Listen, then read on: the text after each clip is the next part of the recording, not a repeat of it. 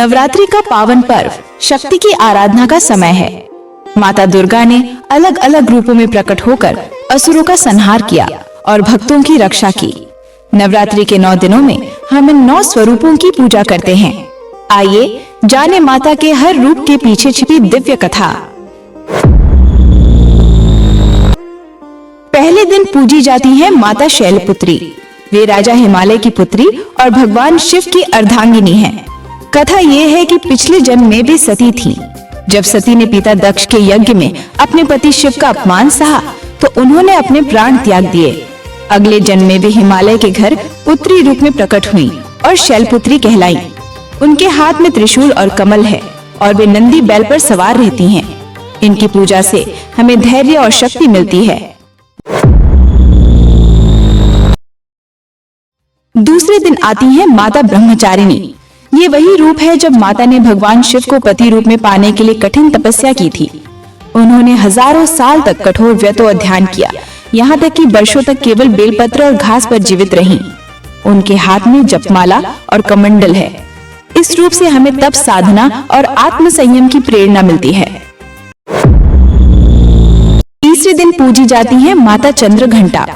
जब माता का विवाह भगवान शिव से हुआ तो उन्होंने अर्धचंद्र को अपने मस्तक पर धारण किया। इससे उनका नाम पड़ा चंद्रघंटा। वे सिंह पर सवार 10 भुजाओं वाली और शस्त्रधारी हैं। उनकी गर्जना से दुष्टों के हृदय कांप उठते हैं, लेकिन भक्तों के लिए वे असीम करुणामयी हैं। इनकी पूजा से शांति और साहस प्राप्त होता है। चौथे दिन आती है माता कूष्मांडा। कहते हैं जब ब्रह्मांड चारों ओर अंधकार में डूबा था तब माता ने अपनी दिव्य मुस्कान और प्रकाश से सृष्टि की रचना की। इसी कारण वे कूष्मांडा यानी कुम्भे के समान अंडाकार ब्रह्मांड के सृजनहार कहलाती हैं। वे अष्टभुजाधारी हैं और सिंह पर सवार रहती हैं। माता कूष्मांडा की पूजा से जीवन में नई ऊर्जा और स्वास्थ्य मिलता है। 5वें दिन पूजी जाती है माता स्कंद माता। वे भगवान कार्तिकेय यानी स्कंद की माता हैं, जो देवताओं की सेनापति बने। कथा है कि जब देवताओं और असुरों में भयानक युद्ध हुआ तब स्कंद ने ही देवताओं की रक्षा की थी। माता स्कंद को गोद में लिए हुए सिंह पर सवार रहती हैं। इनकी पूजा से घर परिवार में सुख समृद्धि और संतति की प्राप्ति होती है। 6ठे दिन पूजी जाती है माता कात्यायनी। कहते हैं कि महिषासुर नामक असुर से देवता बहुत परेशान थे। तब ऋषि कात्यायन ने घोर तपस्या की और उनकी तपस्या से प्रसन्न होकर देवी ने उनके घर पुत्री रूप में जन्म लिया। इसीलिए वे कात्यायनी कहलाईं। इन्होंने ही महिषासुर में वध किया और देवताओं को विजय दिलाई। इनकी पूजा से शत्रुओं का नाश होता है और विवाह संबंधी बाधाएं दूर होती हैं। 7वें दिन पूजी जाती है माता कालरात्रि। इनका रूप देखने में भयानक है। काला शरीर, खुले बाल, 3 नेत्र और गले में बिजली की माला, लेकिन वे भक्तों के लिए मंगलकारी हैं। कथा है कि जब दानवों ने त्रिलोक में उत्पात मचाया तब माता ने कालरात्रि का रूप धारण कर उनका संहार किया। वे सभी भय और बाधाओं को नष्ट करती हैं। भक्तों के लिए ये रूप आत्मविश्वास और सुरक्षा का प्रतीक है। 8वें दिन पूजी जाती है माता महागौरी।